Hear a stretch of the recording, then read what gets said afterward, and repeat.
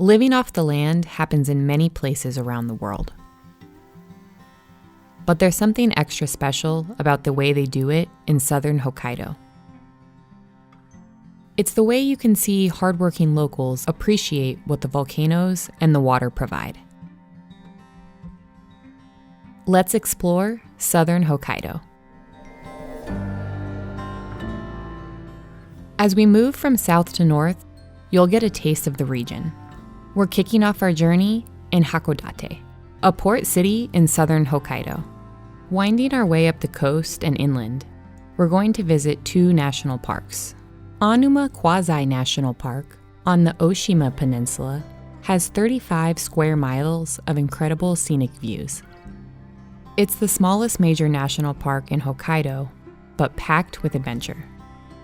North of Onuma Quasi-National Park, you'll find Toya Usu UNESCO Global Geopark, recognized as a UNESCO site in 2009.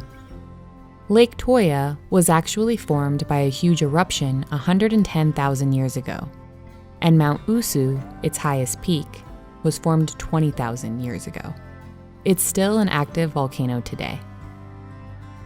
Lake Toya, the hub of the national park, is a caldera, which is a depression that fills with water after an eruption.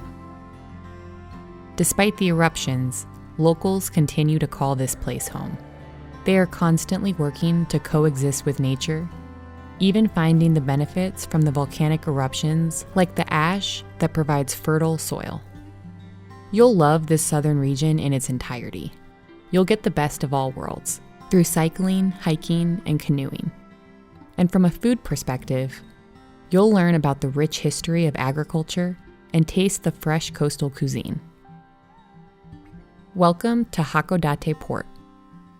Hakodate is the first place to accept Western culture in Hokkaido. It first opened to trade in 1854. Hakodate Port was chosen as one of the first trading ports to the world after long isolation, and Nanae town in Onuma area, which is close to Hakodate City, is the birthplace of Western agriculture. We don't have to go far in this port city to find adventure. Let's take a hike to Mount Hakodate. Check out the variety of local flora and fauna as you walk along.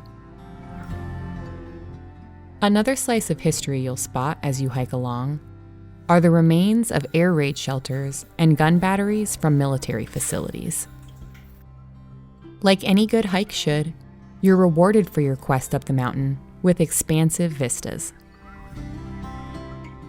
From the top of the mountain, you see where Hakodate Bay and Tsugaru Strait merge. You can also see the beautiful city of Hakodate that divides them. Another way to get this spectacular view is to take the cable car and get off at the mountain base station deck. Now that we've worked up an appetite while hiking, it's time to cool off and learn a little about the food of Japan. Japanese cuisine is healthy and is trendy worldwide recently. Japanese cuisine is based on dashi stock, mainly made from Japanese kelp. The excellent nutritional balance of dashi could be one reason why Japanese cuisine was selected as UNESCO Intangible Cultural Heritage. The dashi making process is a cultural practice and will continue to play an important role in generations to come. Ingredients for dashi stock are abundant in this region, especially along the coast in the Shikabe town area. もちろんうちの町の特産品である昆布が育つ場所はやっぱり山のミネラルが注ぐですね川の麓が多いんですね。だからやっぱりその山の栄養が届く川がたくさんあること、それとやっぱり火山ということでいうとやっぱりその噴火した時にうちの町に降ってきた岩礁がですね今お魚や海藻が住みやすい環境を作ってくれているのでやっぱり火山っていうのはうちの町にとってはなくてはならない、資源ですね。うちの町の昆布はもう江戸時代からですね皇室に献上されてた白口浜真昆布っていう種類の昆布でもう本当にもう世界広いですけど本当にこのうちの町の沿岸でしか取れない昆布なんですね。でその昆布の特徴としてはやっぱり香りが高くてどんなお料理でも合うので、そうですね、和食全般的に使っていただいてます。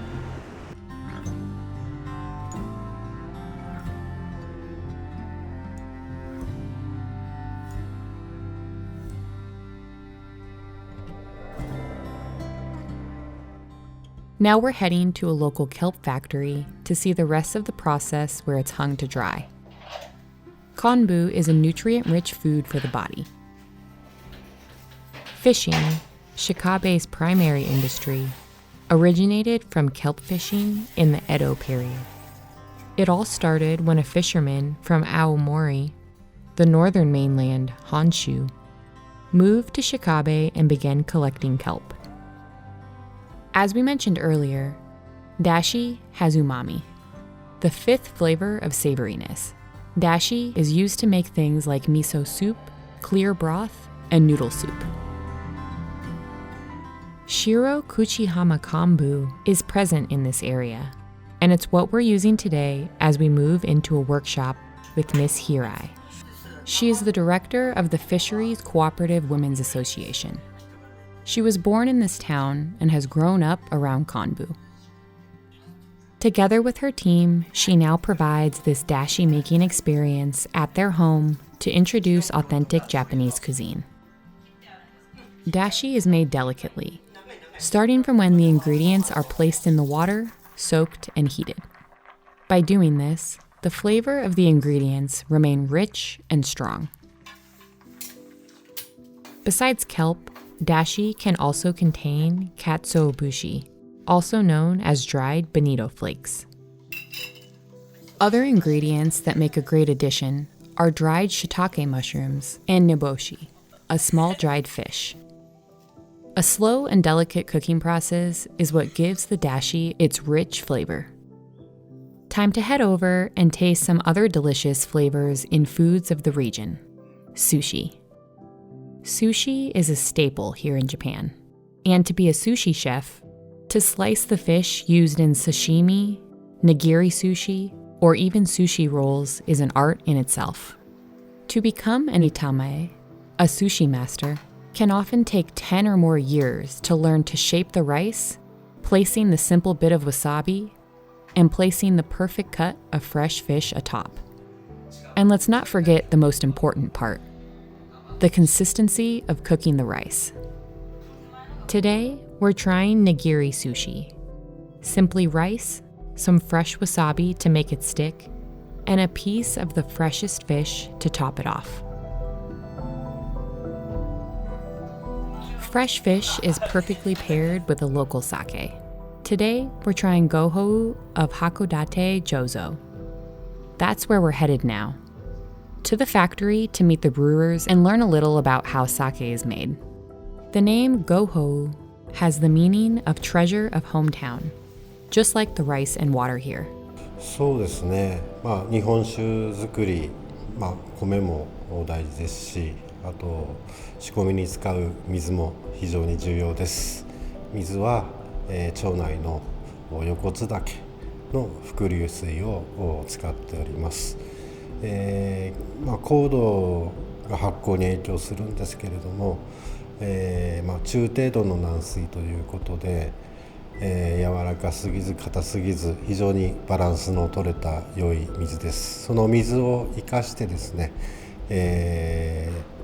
基本的には淡麗で綺麗な味わいのお酒なんですけども、その中で、しっかりとうまみを主張するようなお酒を作りを心がけております。Rice is one of the main staples in agriculture in Japan and the leading product produced in Hokkaido. それで最初はいろんな新種をやってるんだけども、福陸がだいたい10年15年前から下になって、そしてみんながその基準を守って、福陸クラブというあれを基準を守ってから味が向上して特 A、4、5年前に取って、それから有名になったという福肉ね。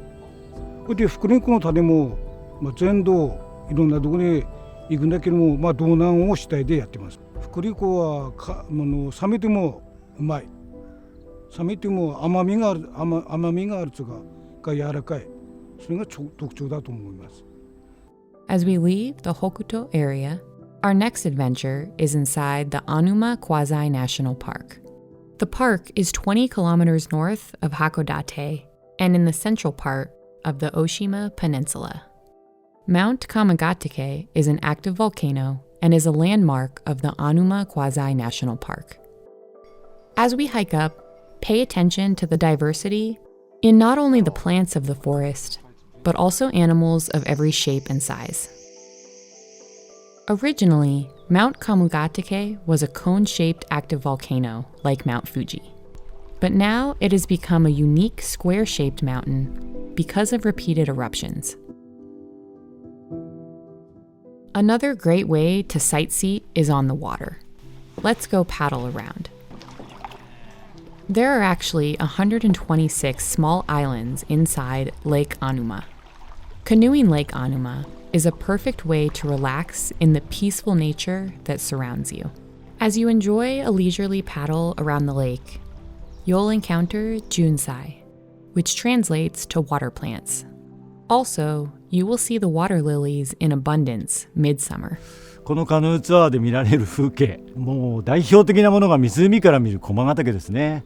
風でもなければ水面に逆さ駒ヶ岳が映るってことですけど、あとは季節でいろいろ違いますけど、湖の上に咲く桜だったり、夏だったら睡蓮が見られたりとか、紅葉が見られたりとかね、そういうのもありますし、秋のもちろん紅葉も綺麗で、季節それぞれとっても素敵な風景が見られるのがこのカヌーツアーです。この地域にもたらす恩恵、この自然がもたらしてくれる恩恵、一番はそこに住んでる人たちが心休まる空間であるっていうのが一番だと思います。でそれがあってからこそ、例えば他の土地から来てくださる方にもそれをお裾分けできるんじゃないかっていうことが一番だと思ってますね。Lake Onuma is yet another natural wonder here in Hokkaido. Let's step out of the water and get ready to explore the inland. We're off to cycle through the interior of southern Hokkaido. Cruising past the local potato farms gives us more insight into the agriculture of the area. Every spring from April to May, the seeds potatoes are planted. The potato farmer from Farm in Tomita is ready to share some insider knowledge of the area with us. 土地の特徴ね、ここは割と中赤土で、割とし、昔じゃが酪農やったんで堆肥もどんどん入ってるし、土が割と豊かな土だと思いますね。だからそれはやっぱり結局じゃがいもの味に出てきますしね。世の中で一番2番目に美味しい、世界で2番目に美味しい芋だと思ってますので、物は伝わってくるんだけど、あとは自分たちがどうやるかで決まると思うしね。だからただじゃがいもを作るんじゃなくて、食べていて美味しいっていうじゃがいも、要するにミネラル十分な価値のあるじゃがいもを作ることが、それは自分の努力ですからね、だと思ってやってるんですけども。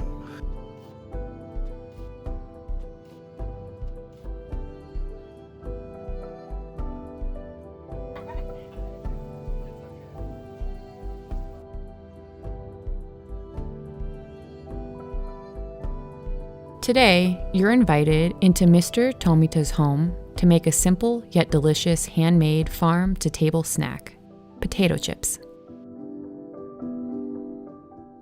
Like the atmosphere that this family had was really welcoming and peaceful. It was very nice.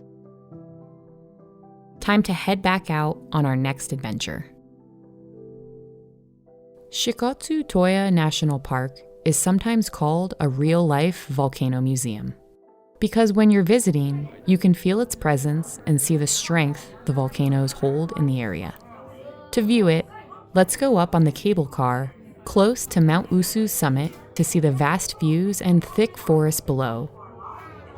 It's a special place where the indigenous Ainu people of Hokkaido and the Wajin people, Japanese from the main island, have lived alongside the volcanoes. If you want to learn more about the history and culture of the Ainu people, visit Upapoi in Shiraoi Town. As a national center for learning about and promoting Ainu history and culture, Upapoi enables people of all nationalities and ages to learn about the Ainu's worldview and respect for nature.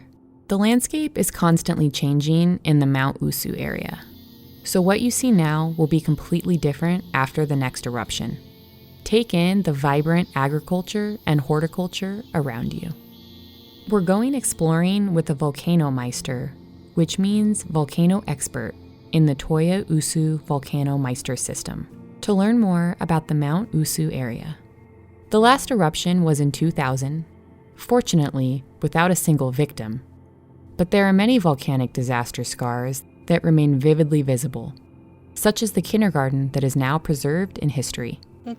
先ほどもお話ししましたが、この有珠山は数十年周期で噴火を起こします。ですが、今までその9回の噴火を起こした中で大丈夫ですか？9回の噴火を起こした中で、全ての噴火において事前にお知らせがありました。地球からのお知らせです。それは何かというと地震です。地震が噴火が近いよっていうのを教えてくれました。で、その地震というお知らせに基づいて噴火前に逃げることができたのが2000年の噴火でした。ですが今後の噴火も全て同じようにお知らせがあるかという保証はありません。ですが私たちは火山が与えてくれた恵み、つまり温泉もそうですし、美しい景観もそうです。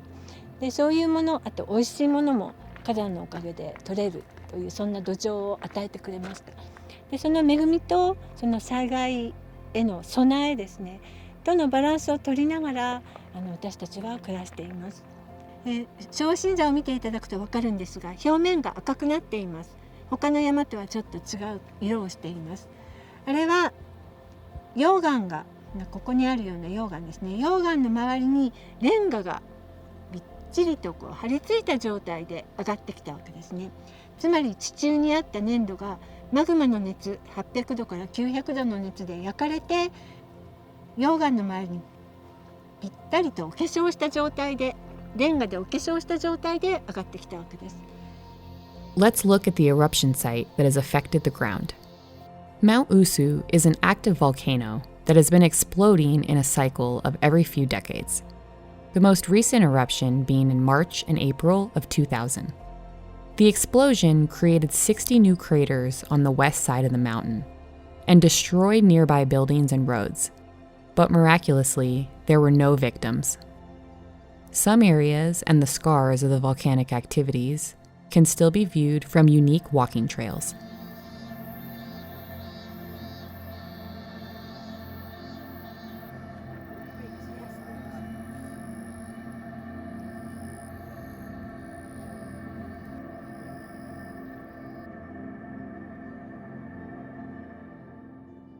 Let's hop on our bikes and go for a ride.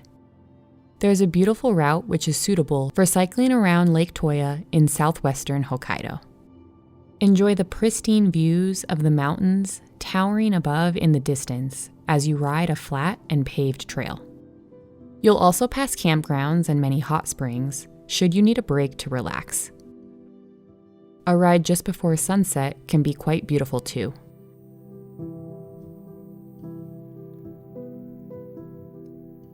Now after a full day, it's time for a moment of tranquility back at your hotel. Take in the beauty beyond the looking glass and stare out into the mysterious but peaceful landscapes of Lake Toya. This breathtaking view also includes Mount Yotei, which is known as Mount Fuji of Hokkaido. Rise and shine. Time to go on our next adventure. Over to Oyunuma Pond. Oyunuma Pond is a gourd-shaped swamp with a circumference of about 1 kilometer. It was the site where Mount Hiyori erupted. At the bottom of the swamp, the sulfur spring is at 130 degrees Celsius. The surface is a grayish black, and the temperature is still quite high, between 40 to 50 degrees Celsius. Next, we head into the otherworldly feeling place of Jigokudani, also known as Hell Valley. The towering statue located in the area is a hard-to-miss landmark. Hell Valley gets its name from the sulfuric hot springs and volcanic steam plumes. Walking along the hiking paths is a great way to explore the area of the valley.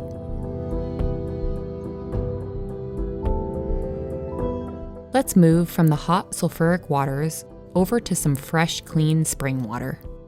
Today, we'll cycle our way to reach the area of Kyogoku and take a stroll through Fukudashi Koen Park.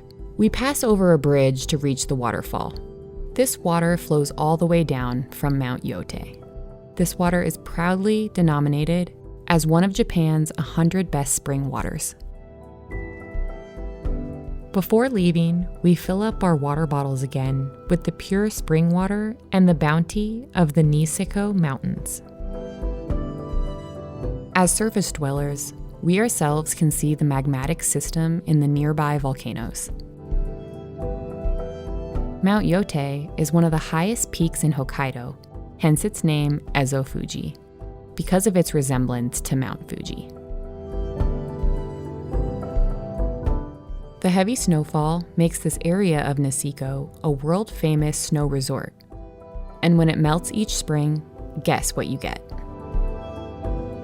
We're at the foothills of Kanrosen, whereas the foothills of Niseko Mountains to get a taste of that fresh spring straight from the mountain water.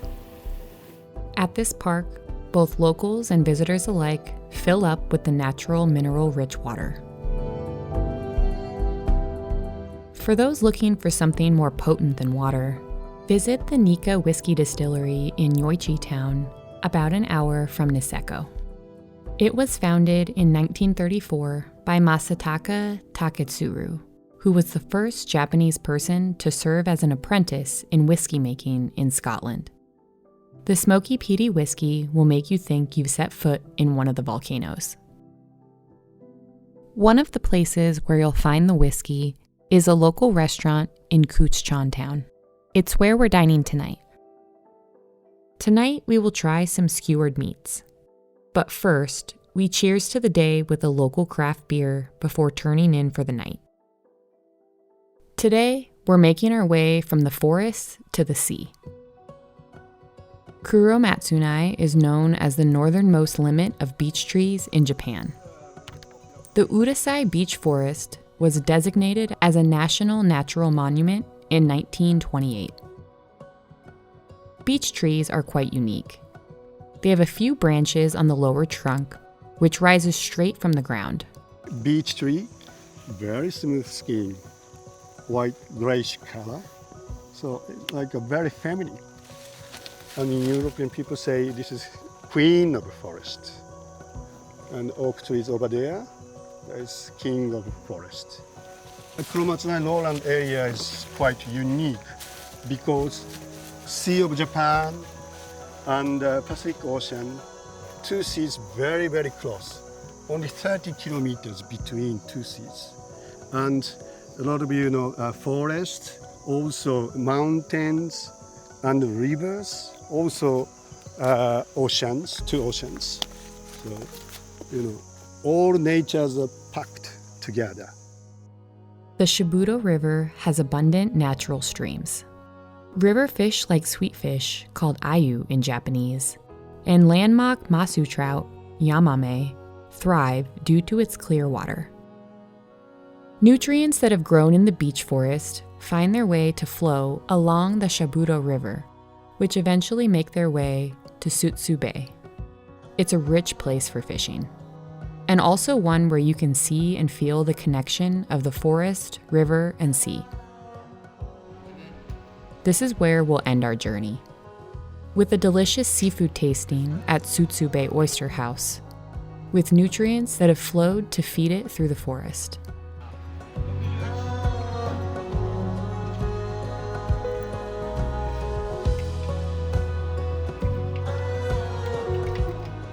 From the seafood to the agriculture farmed inland, southern Hokkaido is bountiful in all things.